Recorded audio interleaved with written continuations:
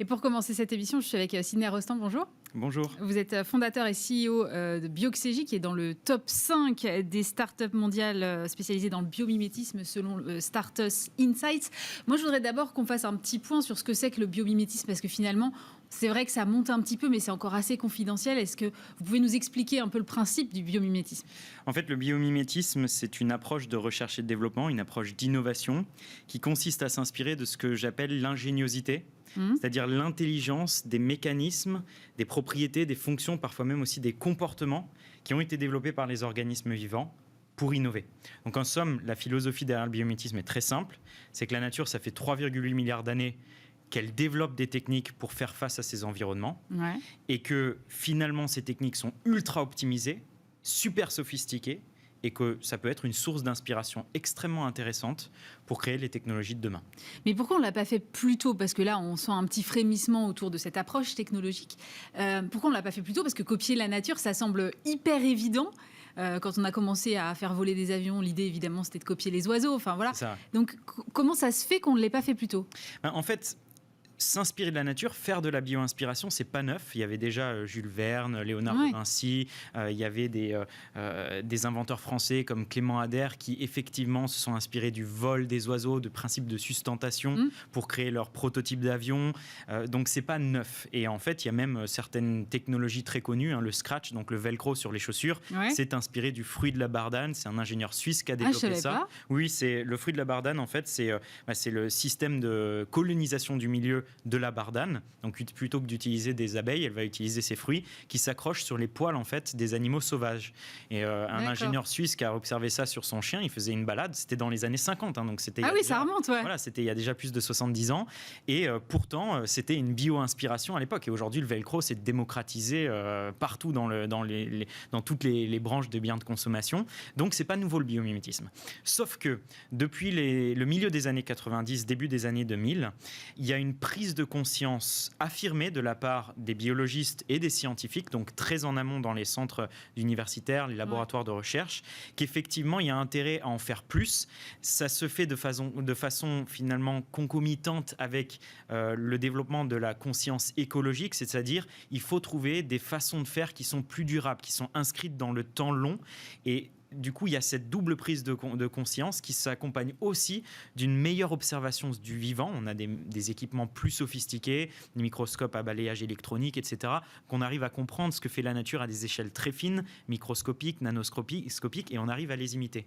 Et donc oui, effectivement, maintenant, ça donne lieu à une sorte de démocratisation scientifique depuis 15-20 ans, qui a d'abord commencé aux États-Unis. Donc on parle des grands centres de recherche, le MIT, Harvard, aussi des grandes institutions américaines, la DARPA, l'agence de défense et d'aéronautique américaine, il y a Stanford, Caltech, etc. Donc les grands centres de recherche prestigieux américains se sont lancés là-dedans à la fin des années 90. Après, c'est allé en Chine. Nous, on le voit au travers de la direction scientifique de Bioxégie, c'est qu'il y a une explosion du nombre de brevets, de publications scientifiques en matière de technologie bio-inspirée. Tout cas d'application confondu, ça touche aussi bien l'aéronautique que l'automobile, le textile, l'énergie, j'en passe, et des meilleurs. Et du coup, maintenant, il y a aussi une transmission progressive aux industries en aval dans ces pays-là. En Europe... Ça veut dire, là, vous êtes en train de me dire qu'en fait, en France et en Europe, on est en retard par rapport à la Chine et aux États-Unis ? Oui, très clairement, on est en retard. Quand vous prenez les 25 universités au monde qui déposent le plus de brevets en matière de technologie bio-inspirée, il y en a 17 qui sont chinoises et il y en a 4 qui sont américaines. Ça donne un peu l'ordre de grandeur, en fait, de la prise, de l'avance, en fait, parce que ces pays-là, c'est des grandes puissances. Donc, évidemment, c'est pas un hasard, mais très clairement, il y a des paris qui sont faits. Ils ont pris conscience d'un enjeu dont nous, on n'a pas encore complètement conscience. Le biomimétisme, moi, j'en suis convaincu aujourd'hui. C'est un signal faible. C'est-à-dire qu'on n'est pas encore dans une explosion telle qu'on le connaît aujourd'hui avec l'intelligence artificielle, la blockchain, la robotique, etc. Mais ça va venir dans 10-15 ans. Et donc, du coup, effectivement, ces pays se sont prépositionnés. Les entreprises, les industriels de ces pays se saisissent de cette question-là. En Europe, l'Allemagne a commencé à prendre un peu d'avance. En France, on n'est pas non plus... on n'a pas à rougir. C'est-à-dire que le CNRS s'est effectivement saisi du biomimétisme dans ses priorités stratégiques à l'échelle 2023, mais c'était encore encore très en amont. Donc du coup, maintenant, il y a un besoin effectivement d'une prise de conscience déjà du grand public et des industriels en France. Parce que vous avez l'impression qu'à un moment ou à un autre, ce sera la prochaine révolution industrielle ? Totalement. Je pense qu'effectivement, ça fera partie des prochaines révolutions industrielles. Pour une raison très très simple. Quand on s'inspire du vivant, on s'inspire de son ingéniosité technologique, c'est-à-dire de sa performance. Donc, on crée des technologies qui sont plus innovantes, qui sont plus compétitives et qui permettent de continuer le progrès. Mais en même temps, et c'est le fondement du biomimétisme, c'est d'arriver à concilier cette performance avec la sobriété de principe du vivant. La nature sait créer des matériaux, des structures, elle sait gérer des flux d'énergie, de personnes, d'individus, d'espèces, etc., en sobriété maximale, de façon circulaire et dans des environnements sous contrainte permanente. C'est une question de survie. Donc forcément, quand on s'inspire des mécanismes du vivant, on s'inspire aussi de cette sobriété de principe, et donc on fait... C'est ça le biomimétisme et c'est ça l'objectif. C'est pour ça que moi je me suis lancé là-dedans. Ouais. On fait ni plus ni moins que d'aller concilier cette notion de progrès et cette notion de sobriété. Et c'est, vous en conviendrez, un des défis principaux des industriels et de notre société dans les prochaines années, quoi. Si je comprends bien, quand même, on a aujourd'hui une technologie qui nous permet d'affiner beaucoup plus à la fois notre connaissance de la nature et notre faculté à peut-être la dupliquer sur des process industriels. Est-ce que ça veut dire qu'on arrive à un point où demain on pourra copier tout ce que fait la nature ? Alors, très bonne intuition. Effectivement, nous, on va dire de toute façon à nos clients, on le dit aussi sur les plateaux télé, etc. Il ne s'agit pas de copier trait pour trait le vivant. C'est trop difficile. Et c'est aussi magique, c'est que la nature est tellement sophistiquée. Voilà, elle est tellement sophistiquée. Moi, chaque jour, je découvre des technologies de pointe, en fait. Elle est tellement sophistiquée qu'on ne pourrait prétendre copier et savoir reproduire exactement à l'identique ce qu'elle fait. Mais on peut y tendre de façon tangentielle. C'est pour ça qu'on parle aussi de bio-inspiration. Parfois, il faut créer des croisements, des analogies, où il faut faire avec les moyens du bord, entre guillemets. Les moyens du bord, c'est les moyens humains, des choses que la nature fait à des échelles très fines, avec les températures, pression ambiante, avec des matériaux abondants. Enfin, quand vous regardez le tableau périodique de l'être humain, un smartphone, c'est tous les éléments. Alors que la nature, elle fait tout de façon plus poussée, avec des éléments qui sont abondants dans les écosystèmes, l'azote, l'oxygène, le carbone, etc. C'est ça qui est incroyablement sophistiqué.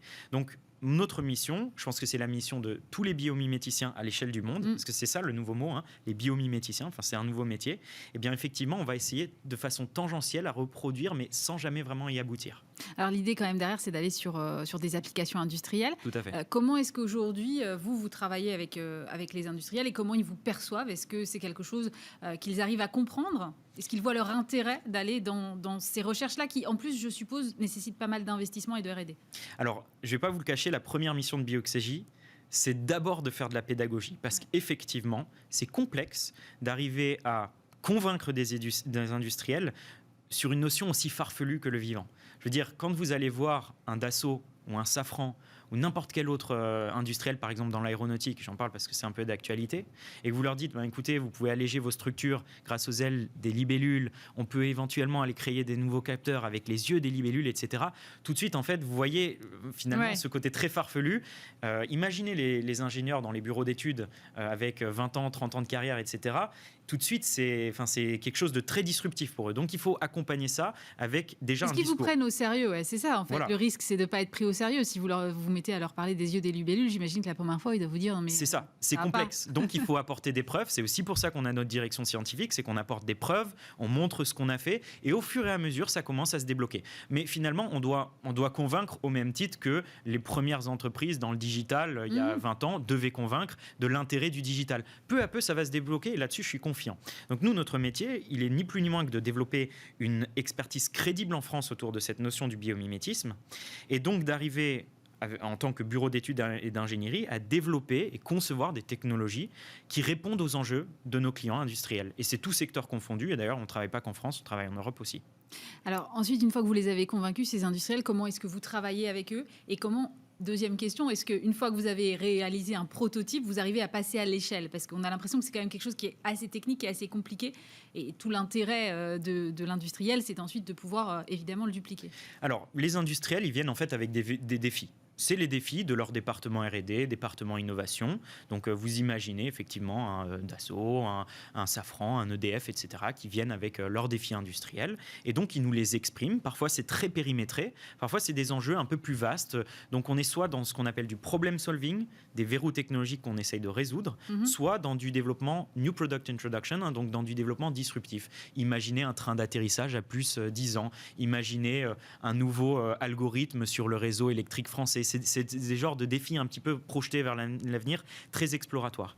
Et donc ensuite, notre métier, c'est d'aller comprendre comment la nature répond à ce défi-là. Je pourrais vous donner des exemples. Oui, allez-y, j'aimerais bien qu'on rentre dans le concret. Dites-moi, comment est-ce qu'on peut faire ? Prenons un exemple. Vous avez une filiale d'Engie qui est venue vers nous avec un défi qui était de résoudre les fuites de gaz sur les pipelines, hein, donc sur les réseaux d'acheminement. C'est problématique environnementalement parlant et aussi économiquement parlant, évidemment, pour le consommateur final, quand vous avez plein de mètres cubes de gaz qui fuient à cause du réseau qui vieillit, tout simplement. Donc, comment est-ce qu'on a fait ? D'abord, on est allé comprendre comment est-ce que la nature détecte certaines molécules. Et finalement, il y a énormément de solutions différentes. Donc tout ça, c'est des biologistes chez Bioxégie qui vont venir défricher un petit peu ce qui se fait. Et au final, on s'est arrêté sur un modèle biologique, ce qu'on appelle un système biologique de référence. Donc c'est le modèle dont on va s'inspirer.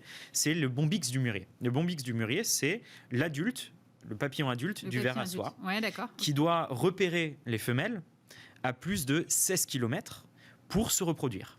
Or, une femelle qui va lâcher quelques phéromones dans l'atmosphère, c'est évidemment... Il est capable de les repérer à 16 km. 16 km, donc c'est des quantités infimes. Donc comment est-ce qu'il prend ? Il a des sortes d'antennes en fait, sur les côtés de sa tête, qui ont... C'est presque un peu des peignes inversées. Donc vous avez des petites lamelles.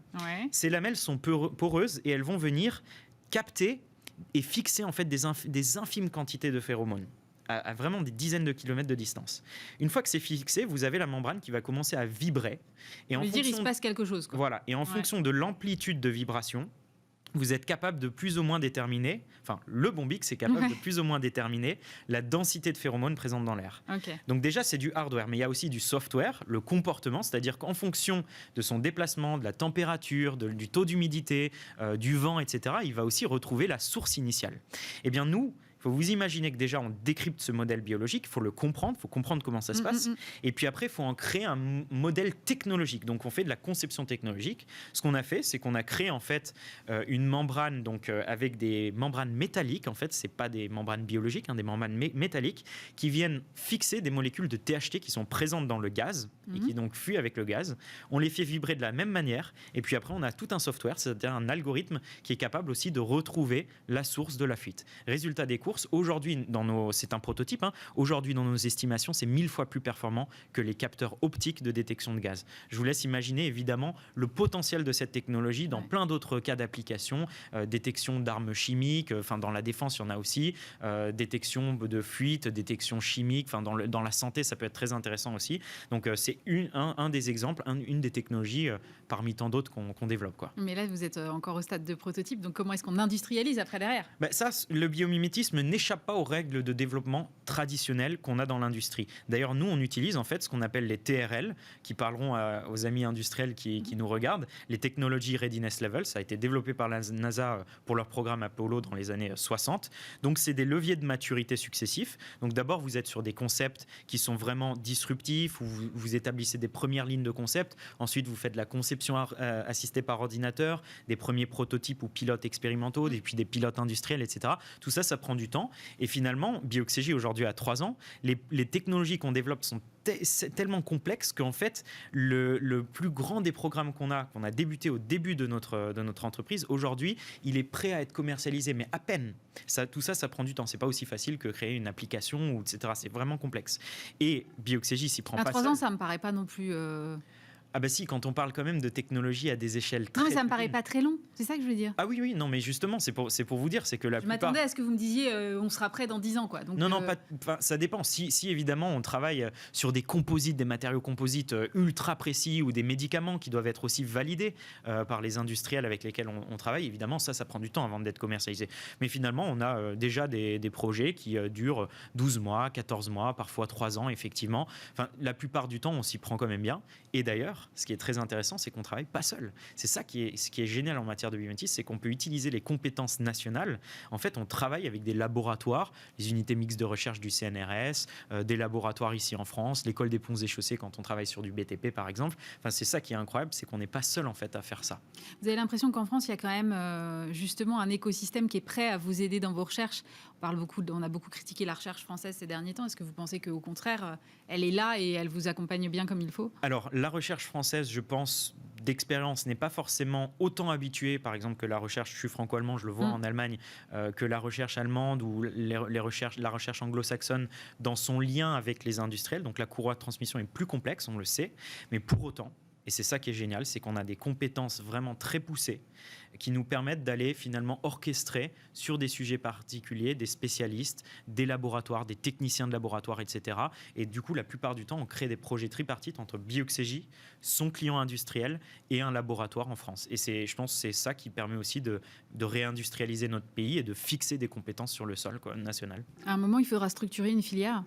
Oui, j'en suis convaincu. Il y a une filière qui s'est structurée depuis maintenant 10 ans environ, qui est pour l'instant très universitaire, très associative, mais au fur et à mesure de l'avancée des preuves justement des technologies, et nous on compte bien finalement faire notre part, eh bien vous allez effectivement avoir une filière de compétences qui va se développer, qui va être soutenue justement par les grands centres de recherche, le CNRS au premier rang desquels le CNRS. Nous l'espérons aussi bientôt, le gouvernement, les cabinets ministériels, etc. Parce qu'il y a un rôle, encore une fois, stratégique à jouer là-dessus. Il ne faut surtout pas qu'on prenne du retard sur les grandes puissances, parce que sinon, on va se retrouver à la traîne dans 10 ans.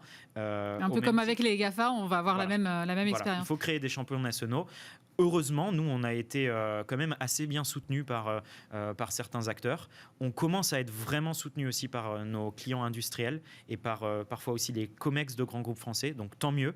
On leur est finalement assez reconnaissant aussi de nous faire confiance sur ces points-là. Donc, on espère effectivement pouvoir s'exporter et on commence à s'exporter. Donc, on a vraiment créé une expertise française qui aujourd'hui s'exporte en Suisse, on commence à s'exporter en Allemagne, etc. Et c'est grâce aussi à nos clients. Et ce qui est génial là-dedans aussi, c'est que vous avez certains clients qui reconnaissent tout à fait que quand on crée une technologie bio-inspirée de pointe, finalement, elle est tellement disruptive qu'elle peut être intéressante sur leur cas d'application. Ça nous est arrivé par exemple dans le BTP, mais ça peut être intéressant aussi dans d'autres cas d'application industrielle sur d'autres secteurs. Donc vous avez certains de nos partenaires qui nous disent, grâce à leur venture capital, venez, on va faire une co-entreprise, une spin-off Bioxégie plus notre client initial.